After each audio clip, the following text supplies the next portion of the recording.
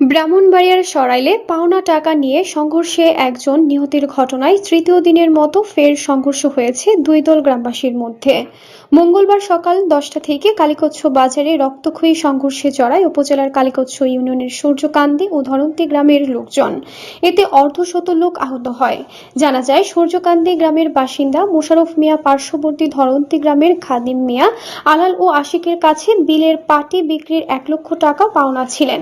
তবে খাদিম মিয়া টাকা দিতে অস্বীকৃতি জানায়। এই নিয়ে গত রবিবার রাতে সূর্যকান্দি ও ধরন্তী গ্রামের লোকজনের মধ্যে সংঘর্ষ হয়। এতে ধরন্তী গ্রামের মোহাম্মদ খাদিম মিয়া নিহত হন। এ ঘটনার জেরে সোমবার বিকেলে নিহত খাদিমের জানাজার নামাজের পরে ফের সংঘর্ষে জড়ায় দুই গ্রামবাসী। সবশেষে আজ সকাল থেকেও গ্রামবাসী সংঘর্ষে জড়ায়। খবর পেয়ে পুলিশ দীর্ঘ 4 ঘন্টা চেষ্টা চালিয়ে সাউন্ড গ্রেনেড নিক্ষেপ করে পরিস্থিতি নিয়ন্ত্রণে আনে। টানা 3 দিনের সংঘর্ষে পুলিশ সহ আহত হয় অন্তত শতাধিক। তবে সংঘর্ষের পরপর ব্যাপক ভাঙচুর ও লুটপাট চালানো হয় কালীকচ্ছ বাজারে। জেলা অতিরিক্ত পুলিশ সুপার ওবায়দুর রহমান জানান, পুলিশ পরিস্থিতি নিয়ন্ত্রণে এনেছে। পরবর্তী সংঘর্ষ রোধ করতে এলাকায় পুলিশ মোতায়েন রয়েছে। নিহত কিংবা সংঘর্ষের ঘটনায় এখনো কেউ কোনো অভিযোগ দেয়নি। এসব ঘটনায় পুলিশের পক্ষ থেকে আইনগত ব্যবস্থা প্রক্রিয়াধীন রয়েছে।